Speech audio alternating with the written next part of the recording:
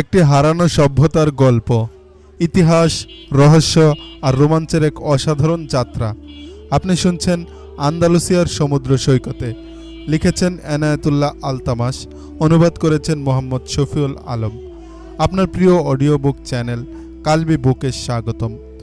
চোখ বন্ধ করুন, কল্পনার ডানায় ভর করে পাড়ি দিন অতীতের সেই বিস্ময়কর জগতে। চলুন শুরু করা যাক।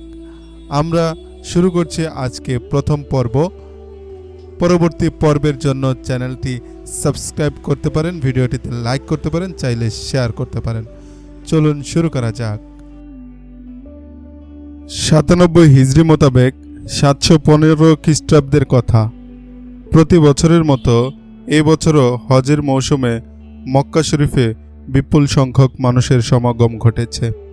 শহর ও শহরের আশপাশে, অলিগলিতে, রাস্তাঘাটে, হাট বাজারে সর্বত্রই শুধু মানুষ আর মানুষ, যেন সুদূর বিস্তৃত উপচে পড়া এক জনসমুদ্র। এই বিশাল জনসমুদ্রের একটি বিশেষ বৈশিষ্ট্য হল তাদের সকলের লেবাস এক।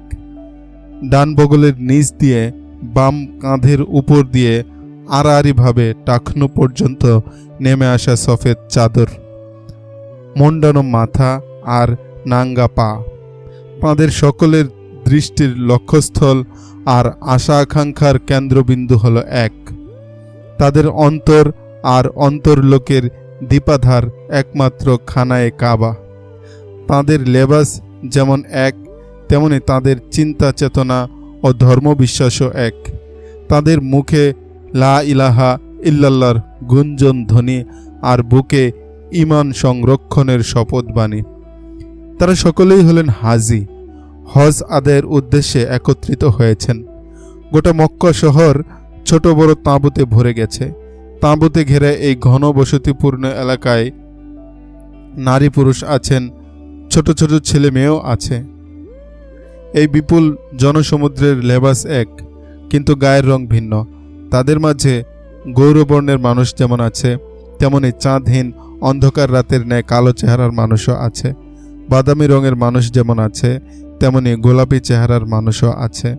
আছে কমজোর ও দুর্বল মানুষ। সিপাহী আছেন সিপাহ সালার, মনিব আছে গোলামও। সফেদ এহরাম পরিহিত এই বিশাল জনসমুদ্রের সকলের অনুভূতিও সফেদ। তাদের অবচেতন মনের অনুভূতি হলো এটাই তাদের প্রিয় ভূমি, এটাই তাদের জীবন সফরের আখিরি মঞ্জিল। আস্থা ও বিশ্বাসের পবিত্র অনুভূতি তাদের চেহারায় এক অভূতপূর্ব উজ্জ্বল্য এনে দিয়েছে।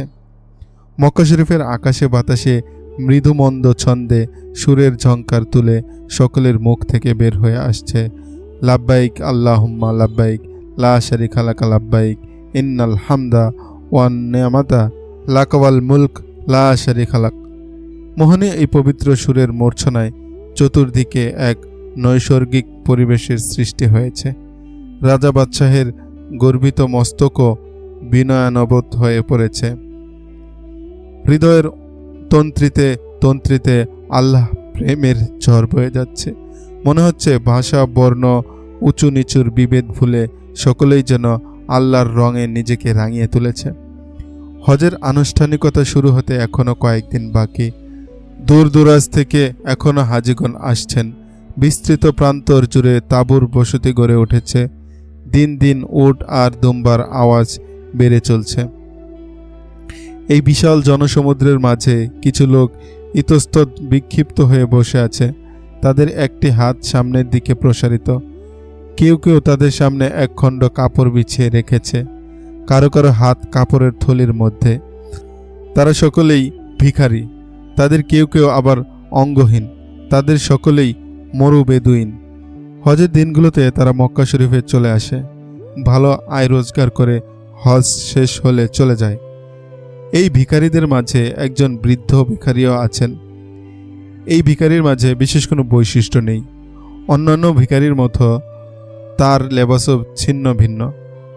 হাত পায়ে ময়লা, চেহারা মসৃণ, চেহারা ধুলি ধূসরিত, দাড়িতে লেগে থাকা বালুকণা রোদের আলোতে চিকচিক করছে। অন্যান্য ভিখারি ও তার মাঝে তেমন পার্থক্য খুঁজে পাওয়া যায় না। তিনি অত্যন্ত বৃদ্ধ ও কমজোর, এতটুকুই পার্থক্য। বেশিক্ষণ দাঁড়িয়ে থাকা তার পক্ষে সম্ভব হয় না।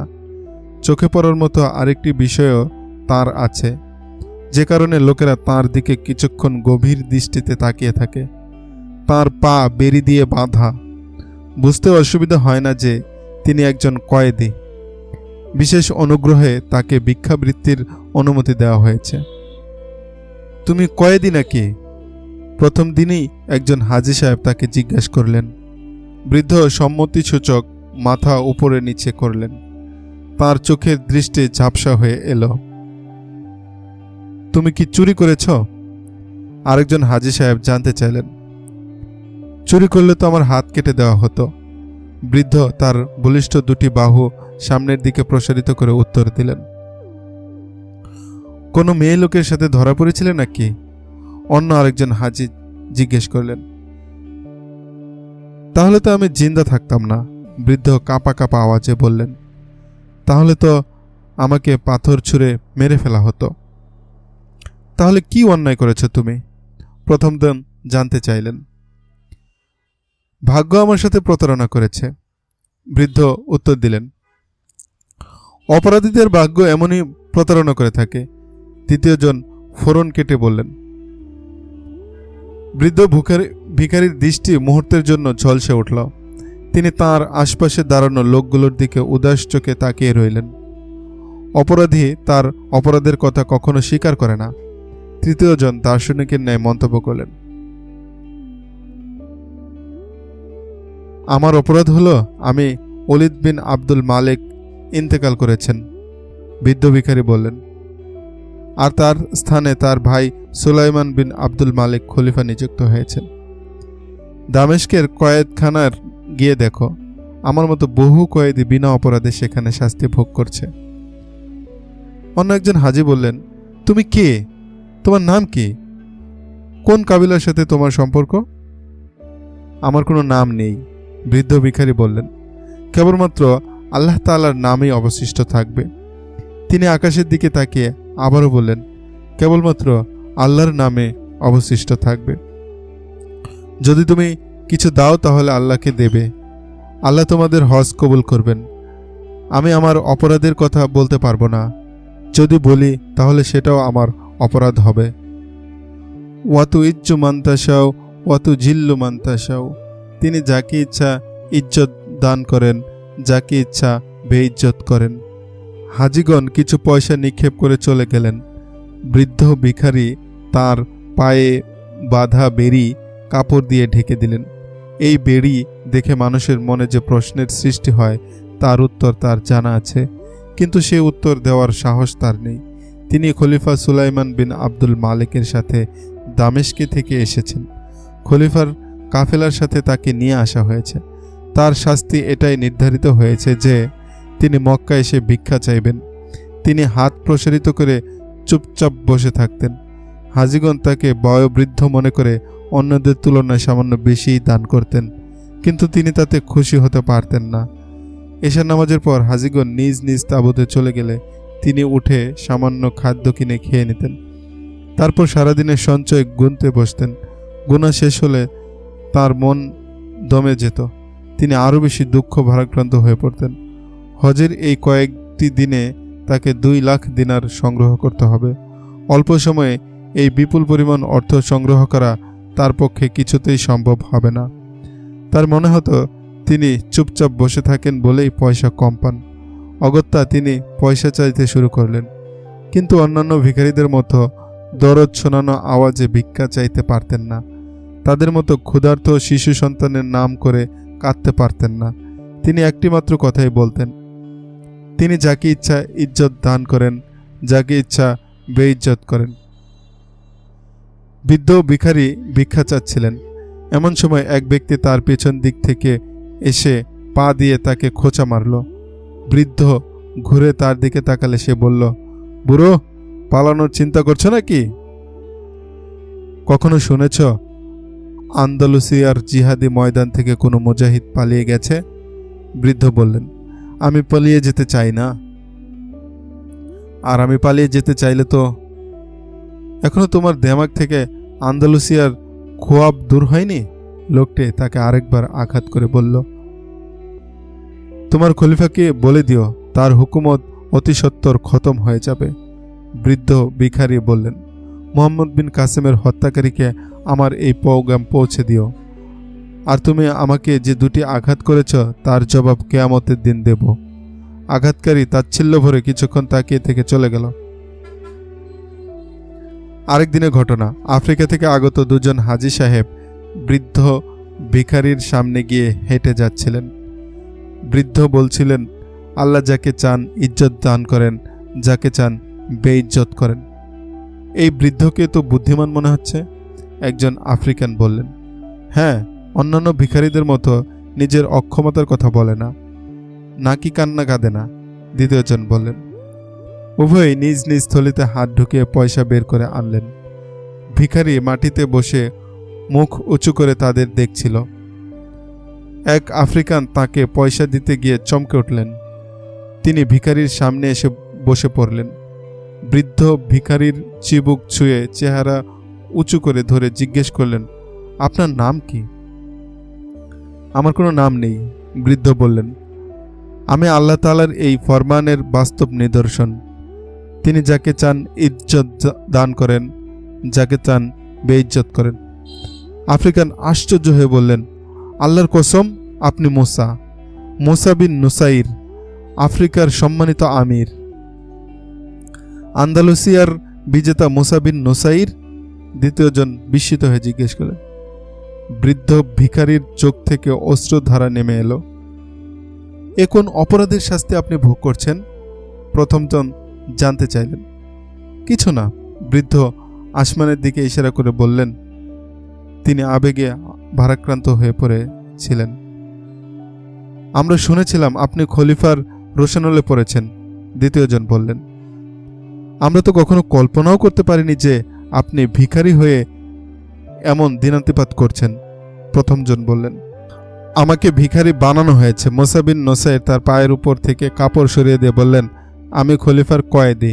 দামেস্কের সেই কয়েদখানায় আমি ছিলাম, যেখানে খলিফা সিন্ধু বিজেতা মুহাম্মদ বিন কাসেমকে নির্যাতন করে হত্যা করেছেন। খলিফা সুলাইমান হজ আদায়ের জন্য মক্কা শরীফে এসেছেন। আমাকেও সাথে করে নিয়ে এসেছেন। ভিক্ষা করে আমি যেন তাকে 2 লাখ দিনার আদায় করে দিই, অন্যথায় এমনইভাবে পায়ে বেড়ি বাঁধা অবস্থায় আমাকে আজীবন ভিক্ষা চাইতে হবে। 2 লাখ দিনার? প্রথমজন আশ্চর্য হয়ে জিজ্ঞেস করলেন। এটা কি আন্দালুসিয়া বিজয়ের জরিমানা স্বরূপ আদায় করতে হবে? এই প্রশ্নের উত্তরের জন্য দীর্ঘ সময়ের প্রয়োজন ছিল। সম্ভবত মুসা বিন নুসাইরের দীর্ঘ সময় কথা বলার মতো হিম্মত ছিল না, কিংবা তিনি এই প্রশ্নের উত্তর দিতে চাচ্ছিলেন না। তিনি প্রশ্নকারীর চেহারার প্রতি এক মুহূর্ত চেয়ে থেকে এমন ভঙ্গিতে মাথা ঝুঁকিয়ে দিলেন যেন তার ঘুম পেয়েছে। তার বয়স প্রায় 80 বছর হয়েছিল। তার জিন্দেগির 60টি বসন্ত অতিবাহিত হয়ে গেছে জিহাদের ময়দানে ঘোড়ার পিঠে সাওয়ারি করে। কয়েকটি যুদ্ধে তিনি বেশ জখমী হয়েছিলেন। তার শরীরে এমন কোনো স্থান নেই যেখানে জখমের কোনো চিহ্ন নেই। তার ক্ষত বিক্ষত শরীর ছিল একটি চলমান ইতিহাস। সেই ইতিহাস ইসলামের গর্ভের ইতিহাস। জ্ঞানে গুণে বিদ্যা বুদ্ধিতে তার অবস্থান ছিল অনেক ঊর্ধ্বে। এই 2 আগন্তুক ছিলেন আফ্রিকান। জাতিতে তারা ছিলেন বারবার। দক্ষিণ আফ্রিকার আদিবাসী। আজ জুলুম ও নির্যাতনের চরম অবস্থা বোঝানোর জন্য যে বর্বর শব্দ ব্যবহার করা হয়, তাও এই বারবার জাতির প্রতি ইঙ্গিত করে বলা হয়। তারা যুদ্ধ বিগ্রহ, ঝগড়া বিবাদ, হিংসা হানাহানি আর লুটতরাজ্যের জন্য প্রসিদ্ধ ছিল। যুদ্ধনীতি সম্পর্কে তাদের তেমন কোনো ধারণা ছিল না, কিন্তু তাদের দুঃসাহস আর হিংস্রতা শক্তিশালী দুশমনকেও ভীত সন্ত্রস্ত করে তুলত। মোট কথা, তারা ছিল হিংস্র ও জিঘাংসা পরায়ণ এক জাতি। তারা কয়েকবারই শত্রুর হাতে পরাজিত হয়েছিল, কিন্তু কোনো শক্তি তাদেরকে বেশি দিন দাবিয়ে রাখতে পারেনি। অবশেষে আরব মুজাহিদগণ তাদের দেশ আক্রমণ করেন। এই মুজাহিদ লস্করের সিপাহ সালার ছিলেন। উতবা বিন নাফে ফেহরি দীর্ঘ রক্তক্ষয়ী যুদ্ধের পর তিনি এই বারবারদের উপর বিজয় লাভ করতে সক্ষম হন। বারবার জাতি কিছুদিন পর্যন্ত পরাজয় মেনে না নিয়ে লড়াই করতে থাকে। তারা অপরিকল্পিতভাবে আক্রমণ চালিয়ে যেতে থাকে। আরব সিপাহসালাগণ তাদেরকে বাহুবলে দাবিয়ে রাখার পরিবর্তে ইসলামের সুমহান শিক্ষার মাধ্যমে বশীভূত করে ফেলেন। বারবারদের নিজস্ব একটি ধর্ম ছিল, কিন্তু তার কোনো ভিত্তি ছিল না।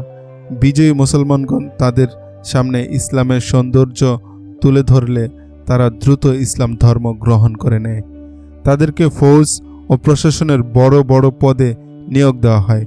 তাদের উপর বিভিন্ন যুদ্ধ পরিচালনার দায়িত্বও অর্পণ করা হয়। ফলে তাদের মাঝে শৃঙ্খলাবোধ জন্ম নেয় এবং অল্প সময়ের মধ্যে তারা ইসলামের পক্ষে এক বিশাল সামরিক শক্তিরূপে আত্মপ্রকাশ করে। মুসা বিন নুসাইর যখন আফ্রিকার আমির ছিলেন, তখন তিনি বারবারদের বিদ্রোহের সর্বশেষ স্ফুলিঙ্গকে নির্বাপিত করে দেন। যে মুসা বিন নুসাইর যুদ্ধের ময়দানে কাফেরদের জন্য ছিলেন আপাদমস্তক গজব, সেই মুসাই বিদ্রোহী বারবারদের জন্য ছিলেন রেশমের চেয়েও কোমল আর মধুর চেয়েও মিষ্টি। মূলত তাঁর এই বন্ধুসুলভ আচরণই সমগ্র বারবার জাতি, বিশেষ করে বারবার সর্দারদেরকে ইসলামের প্রতি আনুগত্য স্বীকার করতে বাধ্য করে, তাদেরকে ইসলামের জন্য জীবন উৎসর্গকারী বানিয়ে দেয়। হজ করতে আসা বারবার সেই দুই সর্দারও প্রকৃত মুসলমান হিসেবে মুসা বিন নুসাইরের হাতে দীক্ষা নিয়েছিলেন। তারা নিজেদেরকে প্রকৃত মুসলমান হিসেবে গড়ে তুলতে সচেষ্ট ছিলেন। তাদের মধ্যে একজন হলেন ইউসুফ বিন হারেস, অন্যজন খিজির বিন গিয়াস। ইসলাম গ্রহণের পর তাদের এই নাম রাখা হয়। তারা উভয়ে মুসাকে ভিখারি রূপে দেখা সত্ত্বেও তাদের মতোই সম্মান ও তাজিম প্রদর্শন করছিলেন। আফ্রিকার সম্মানিত আমির ইউসুফ বিন হারেস বলেন, আপনি বলুন, আমরা আপনার কি মদত করতে পারি? কিছুই না, মুসা বিন নুসাইর বললেন। নিশ্চয় আল্লাহ আমাকে আমার কোনো গুনাহের শাস্তি দিচ্ছেন। কিছু একটা বলুন ইবনে নুসাইর। আপনি চাইলে আমরা খলিফার বিরুদ্ধে বিদ্রোহ করতে পারবো। খিজির বিন গিয়াস বললেন। ইউসুফ বিন হারেস মুসার কানে কানে বললেন, আমরা সুলাইমান বিন আব্দুল মালিককে হত্যা পর্যন্ত করতে পারি। তিনি হজ আদায়ের জন্য এসেছেন, কিন্তু লাশ হয়ে দামেশকে ফিরে যাবেন। তারপর কি হবে? মুসা বিন নুসাইর জিজ্ঞেস করলেন। নতুন খলিফা আপনাকে এই শাস্তি হতে অব্যাহতি দেবেন। ইউসুফ বললেন, আমরা বুঝতে পারছি আপনি সুলাইমান বিন আব্দুল মালিকের ব্যক্তিগত আক্রোশের শিকার হয়েছেন। আমি যদি তাকে হত্যা করাই, তাহলে আমিও আল্লাহর দরবারে ব্যক্তিগত হিংসা চরিতার্থকারী হিসেবে অপরাধী সাব্যস্ত হব। মুসা বিন নুসাইর বললেন, আমি নিজেই তার বিরুদ্ধে বিদ্রোহ করতে পারতাম, কিন্তু বন্ধু আমার, আপন প্রাণের চেয়েও ইসলামের আজমত আমার নিকট অনেক বেশি প্রিয়।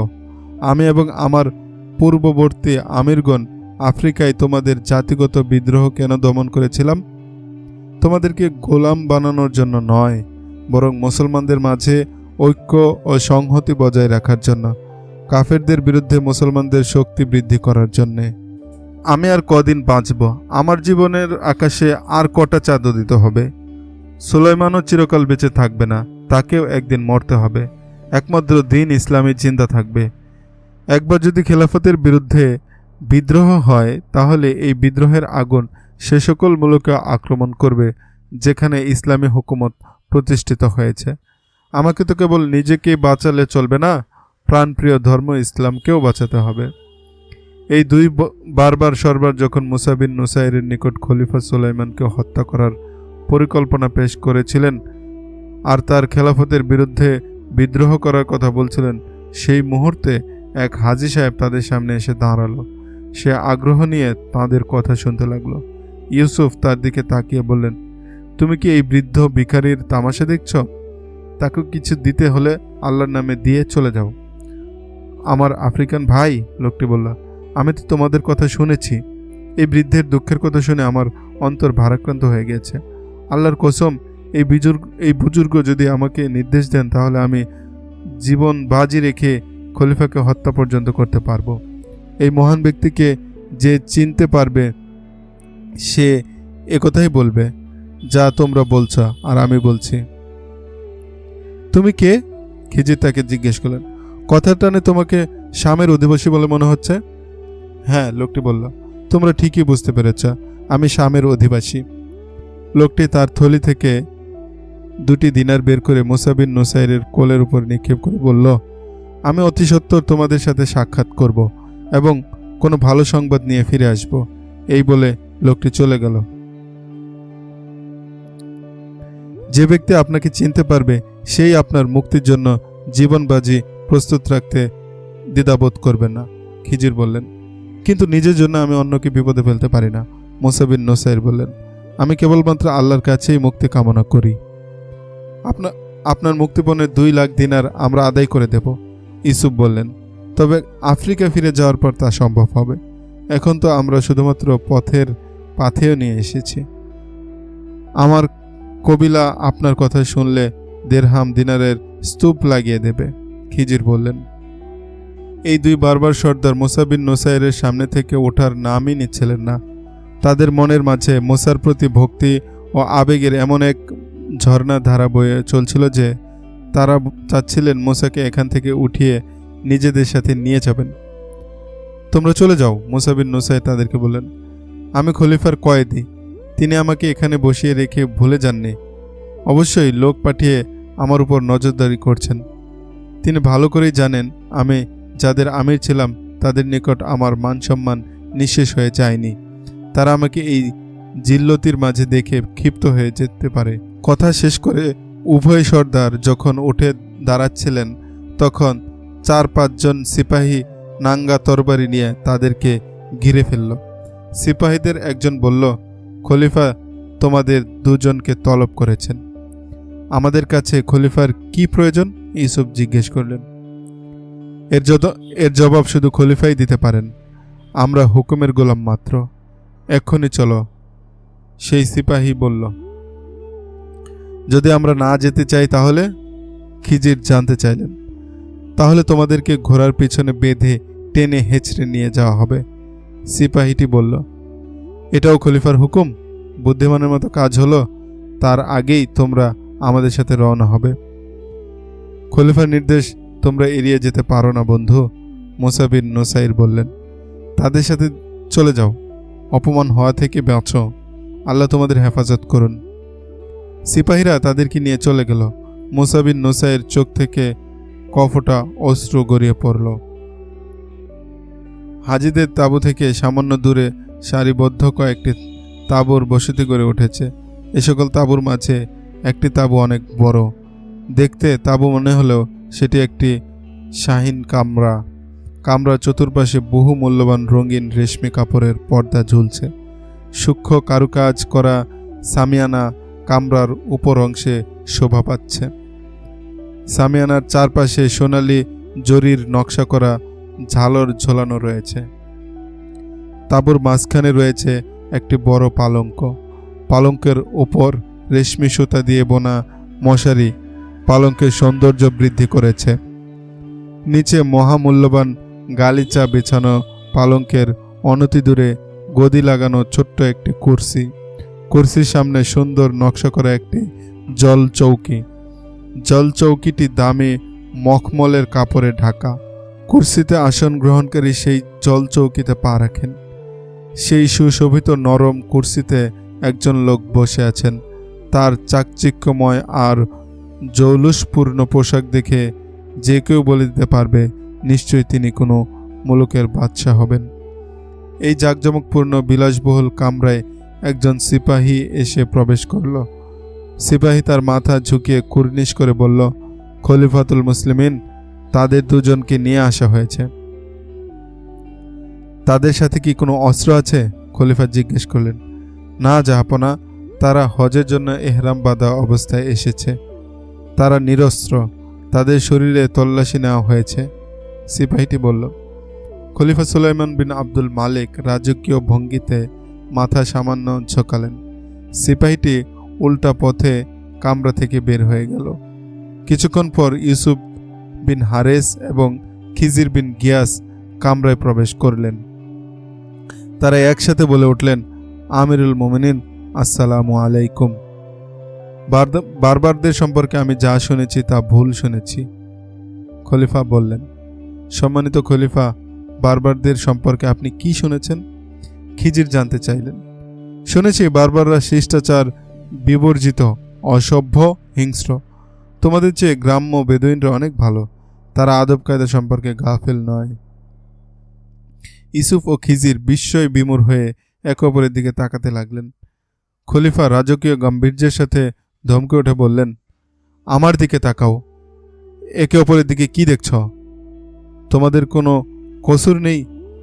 তোমাদেরকে দরবারে খেলাফতের আদব শেখানো হয়নি? তাই তোমরা জানো না যে খলিফার সামনে মাথা ঝুঁকিয়ে কুর্নিশ করতে হয়? আমিরুল মুমিনিন, ইউসুফ বললেন, আমরা শুধু সেই দরবারে মাথা ঝুঁকাতে শিখেছি, এত দূর থেকে যেখানে হাজির দিতে এসেছি। মহান আল্লাহর সেই দরবারে আমরা শুধু মাথা ঝাঁকাই না, বরং পরম ভক্তিভরে সেজদায় লুটিয়ে পড়ি। ইসলাম আমাদেরকে সেই আদবী শিক্ষা দিয়েছে। এই মুহূর্তে তোমরা খলিফাতুল মুসলিমিনের দরবারে রয়েছ, এখানে ঝুঁকে সালাম করা আবশ্যক। খলিফা রাগত্ব স্বরে বললেন।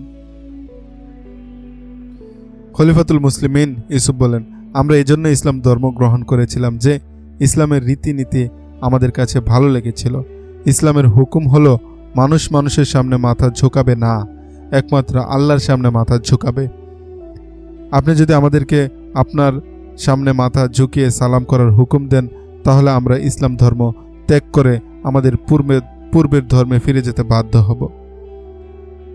আমি ইসলামেরই খলিফা, আমাকে ইসলামের হুকুম আহকাম শিখাতে এসো না। তোমাদের মতো অসভ্য, জঙ্গলি, হিংস্র বারবার আমাকে ইসলাম সম্পর্কে জ্ঞান দেবে, এটা আমি বরদাস্ত করব না। খলিফা খিজির উত্তেজিত হয়ে বলেন, আপনি যদি বারবারদের সভ্যতা আর চারিত্রিক সৌন্দর্য দেখতে চান, তাহলে আন্দালুসিয়া গিয়ে দেখুন। আপনার হয়তো জানা নেই যে আন্দালুসিয়া বিজয়ের জন্য বারবাররা তাদের মাথার নাজরানা পেশ করেছিল। তারেক বিন জিয়াদও বারবার। ইউসুফ বললেন, খলিফা, আজ আপনি যাদেরকে হিংস্র, জঙ্গলি আর অসভ্য বলছেন, তারাই একদিন আন্দালুসিয়ার কাফেরদের হৃদয় রাজ্য জয় করে ইসলামের ছায়াতলে নিয়ে এসেছিল। খলিফাতুল মুসলিমিন খিজির বললেন, আপনি আন্দালুসিয়ার বিজেতাদের ডেকে এনেছেন। তাদের আন্দালুসিয়ার মাটিতে বিজয় পতাকা নিয়ে দুর্বার গতিতে এগিয়ে যাচ্ছিলেন।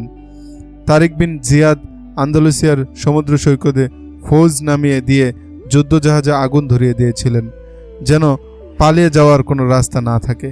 কিন্তু যখন তিনি আন্দালুসিয়া জয় করে সামনে অগ্রসর হওয়ার চিন্তা করছিলেন, তখন আপনি তাকে দামেস্কে ডেকে আনেন।